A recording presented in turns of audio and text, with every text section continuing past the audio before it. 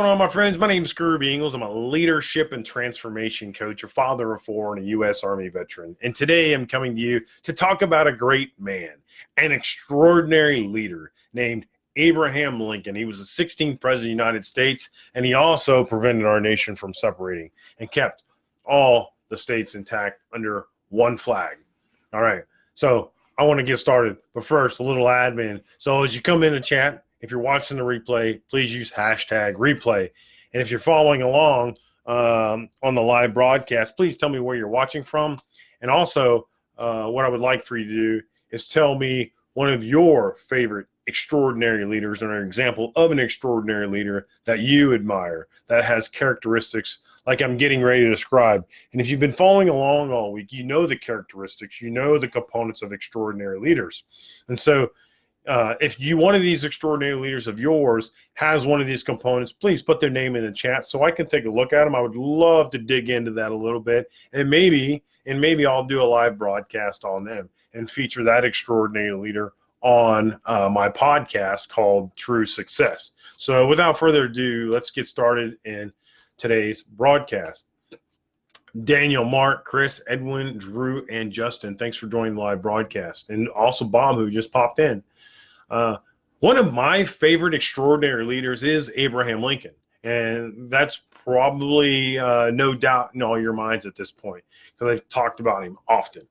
I think he's a great person to study, his leadership, his personal life, how he grew from a dirt floor cabin and had nothing and taught himself how to read, all the way to failing businesses, his pursuit for the presidency, and then a war-torn nation, right? And keeping that together. And so Lincoln led the nation through that terrible Civil War that left 1.264 million people dead, which also left the country in shambles. And it took about 4 to 10 years for the country to recover. And now some will argue that some communities have never recovered from that war.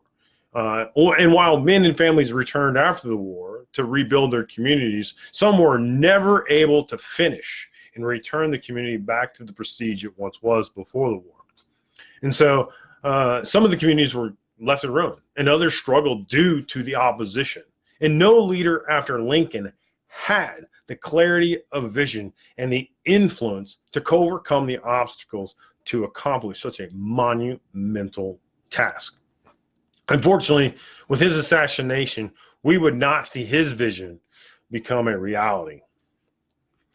Tammy, Dale, Richard, Zach, Karen, Daniel, thank you for watching the live broadcast. And as you come in, if there's an extraordinary leader that you have in mind, please drop their name in the chat. And I would love to take a look at them and dig into their leadership traits and skills, and maybe do a live broadcast on them one day. So as you learn about the man Lincoln, right, and his time in history, you will quickly see that Lincoln understood the complexity of leadership. And the task that was before him, and that he was actually getting himself involved into, because he knew there was a problem, and there was the problem to solve, and that no one else was really addressing it. They were just arguing and fighting amongst each other, and the nation was getting ready to split. And as we look at Lincoln's actions and how we see how he used the components of leadership, or extraordinary leadership, to lead others through this complex problem that he was about to take on as his own problem. And so Lincoln, right, he couldn't do this alone. And so one of the first things he did was relationships were very essential. So he needed others to support his vision and to keep the country united. In each step of the process, you can see Lincoln casting his vision along. And so he began, recruiting help, not only on his campaign trail, but also by picking his cabinet. And the members he picked, he involved and included people that were from different points of view and different sides of the aisle. So he got different perspectives on the problem. And sometimes people say he brought his enemies closer, right, and inside of his cabinet, and where he could actually keep an eye on them and get their understanding perspective on the challenges of their different corners of the world. Lincoln also illustrated spiritual leadership. He declared during the Civil War, he declared a national day of prayer. And on March 13th, 1863, he did that. And numerous times he used scripture in his speeches. And these weren't just puny speeches, right? Lincoln was an orator. He was a storyteller. And obviously the Gettysburg Address gets the most attention. And schools today require its students to memorize it for their plays that they celebrate every year. But in the fall, after the Gettysburg, because Gettysburg happened in July 1863, but after the fall of 1860, or in the fall of 1863, after General Lee's first defeat, Lincoln issued the first federally mandated Thanksgiving, right?